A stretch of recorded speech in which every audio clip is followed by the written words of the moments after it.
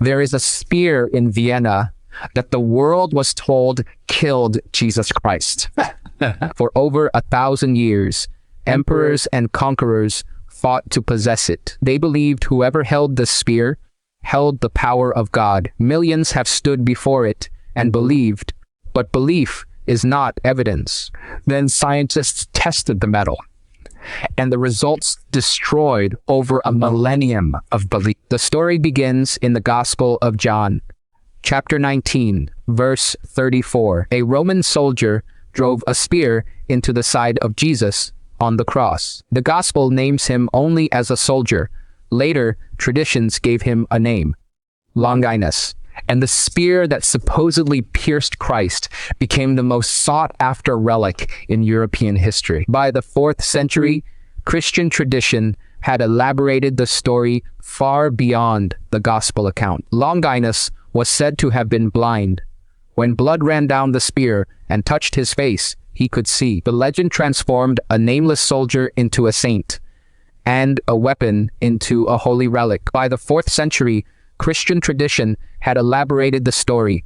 Longinus was said to have been blind in one eye. The miracle transformed him. He dropped the spear, fell to his knees, and converted on the spot. The legend made the spear more than a weapon. It became a conduit of divine power, or so they believed. By the 8th century, the spear had become a symbol of divine authority. Charlemagne reportedly carried it into battle. The Holy Roman emperors kept it as part of the imperial regalia for centuries. Each new emperor who touched the spear was said to hold the fate of the world in his hands. For centuries, the spear sat in Vienna's imperial treasury. Then, in 1938, the Austrian authorities gave feather limited access. Every measurement had to count. The transfer was not casual.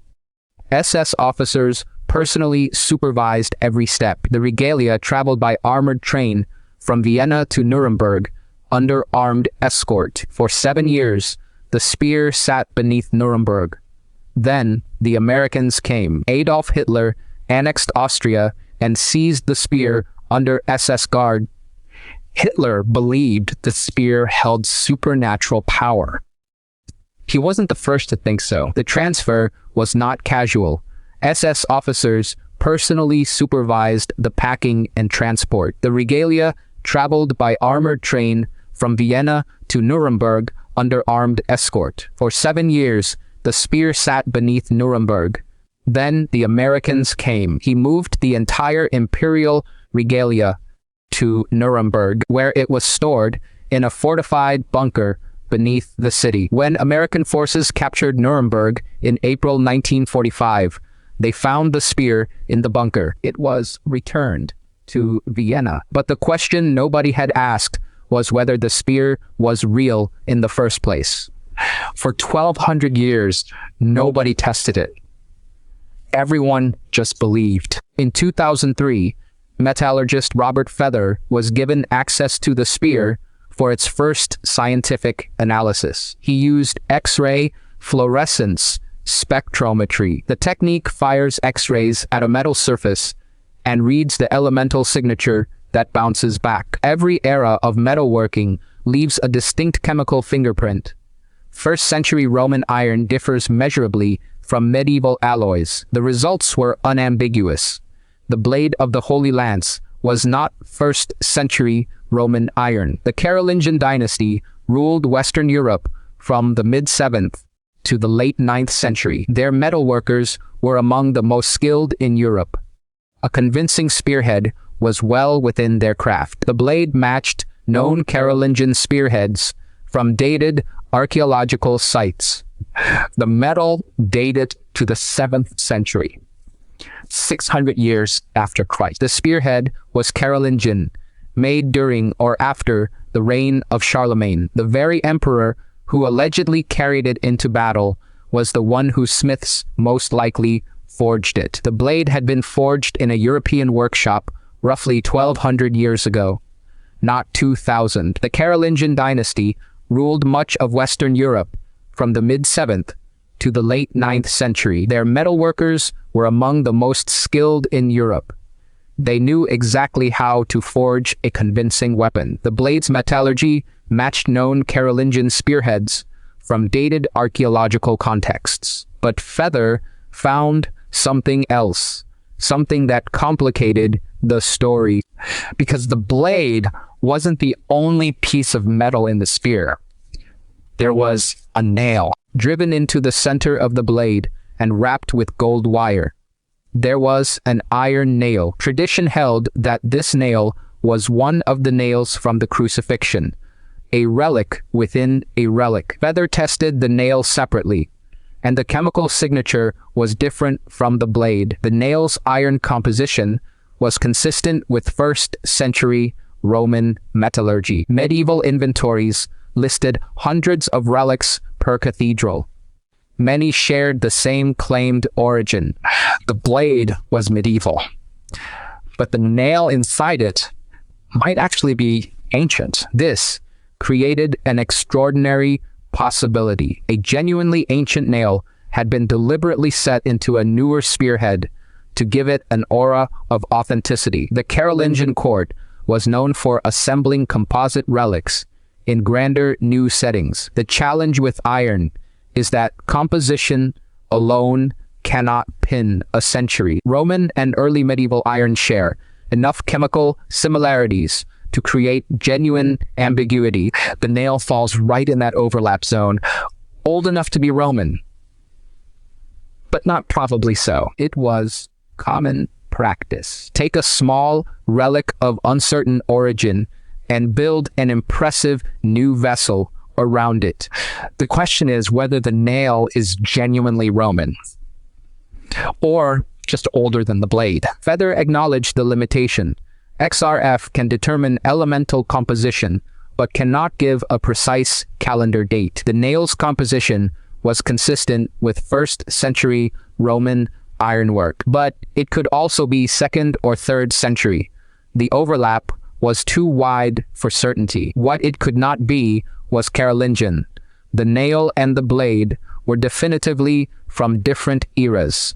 So we have a medieval spear with a possibly ancient nail. That's the honest summary. In 2025, a new archaeometallurgical study added another layer. Bloom iron was the standard across the Roman world. Simple furnaces producing small batches of workable metal. The technique was effective, but left telltale signatures in the iron, including distinctive slag inclusions. The nail had exactly those signatures. The blade did not. 2 different forges, 2 different centuries. Researchers used metallographic cross-sectioning to examine the crystal structure of the iron. Vienna keeps the spear. The spear keeps its secrets, at least the ones the metal cannot answer. Iron forged at different temperatures and with different techniques produces distinct grain patterns visible under microscopy. The blade showed a heterogeneous structure, a structure typical of pattern welded iron from the early medieval period. Pattern welding was a signature technique of Frankish and Carolingian swordsmiths. The 2025 study confirmed what Feather had found. The blade was Carolingian, 7th to 8th century. 2 independent methods, same conclusion. The blade was never ancient, but the nail told a different story under the microscope too. The blade was tested. The nail remains a question, and questions are what keeps science honest. Its internal structure was simpler, lower carbon content, fewer slag inclusions, consistent with Roman era smelting rather than medieval forged techniques. The nail was made using a more primitive technique, consistent with a bloom furnace of the kind used across the Roman Empire. The evidence kept splitting in 2.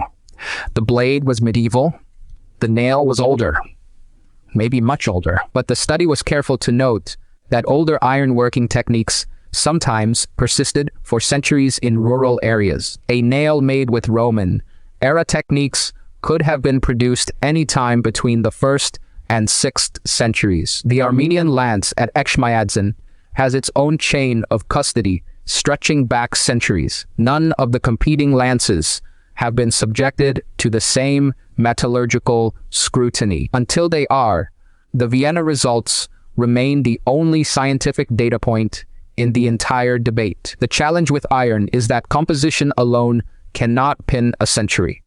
Only a range. Roman iron and early medieval iron share enough chemical similarities that a single sample cannot always distinguish them. The nail falls right in that overlap zone. Old enough to be Roman, but not provably Roman. The gallery closes every evening, but the questions it raises do not. There is also the question of how many holy lances exist, because the one in Vienna is not the only spear claiming to be the Lance of Longinus. The Vatican claims to possess a fragment of the true lance kept inside St. Peter's Basilica. A third fragment is in Echmiadzin Cathedral in Armenia. A fourth was once claimed by the city of Antioch. The construction was deliberate. The nail was placed first, then the blade forged around it. This was intentional embedding, a relic set into a weapon on purpose. Whoever made this spear wanted you to find the nail inside. That was the whole point. 4 spears, all claiming the same origin. They cannot all be genuine. The Armenian lance at Echmiadzin has its own chain of custody, stretching back to the Crusades. None of the competing lances have been subjected to the same metallurgical scrutiny as the Vienna specimen. Until they are, the Vienna results remain the only scientific data point in the entire debate. Historians have long noted that the medieval relic trade was extraordinarily susceptible to fraud. Proving a relic was real was never the point. Believing it was real was what mattered. Relics conferred prestige. Churches that held important relics attracted pilgrimages, donations, and political favor. A spear associated with Christ would have been the most powerful political tool in medieval Europe. The Carolingian dynasty understood this, and building a convincing relic was well within their capabilities. But this raises a deeper question. If the blade is Carolingian, but the nail might be genuinely Roman, then where did the nail come from? And why did the Carolingians believe it was sacred? Every year, conservators monitor the spear. They know what the metal is. They know when it was made. The information card beside the display still says the 1st century. The metal says the 7th. And that gap between the card and the chemistry is the entire story. There are thousands of Roman nails in archaeological collections across Europe. Most are unremarkable, but a nail associated with a holy site or a crucifixion relic would have been treated as precious. Early medieval churches passed relics between them as diplomatic gifts. A nail with even a tenuous connection to the Passion would have been priceless. The Carolingian court may have genuinely believed the nail was authentic, and they built the spear around that belief. The science tells us the spear cannot be what tradition claims. A 1st century weapon does not contain 7th century iron. That is metallurgical fact. But the nail remains an open question, genuinely old, genuinely different from the blade, and genuinely unresolved. Science can tell us what the metal is. It cannot tell us where the nail was before the Carolingians put it there. That gap between what we can measure and what we can know is where faith fills in the rest. For 1,000 years, the spear-shaped empires, Charlemagne carried it, Hitler stole it, and now science has shown that the weapon itself was built around a story, not around a weapon from the 1st century. The metal told a different story. The question is whether anyone is listening. If this changed what you thought you knew, subscribe. The evidence always has more to say. Some answers are forged, others are still buried in the metal.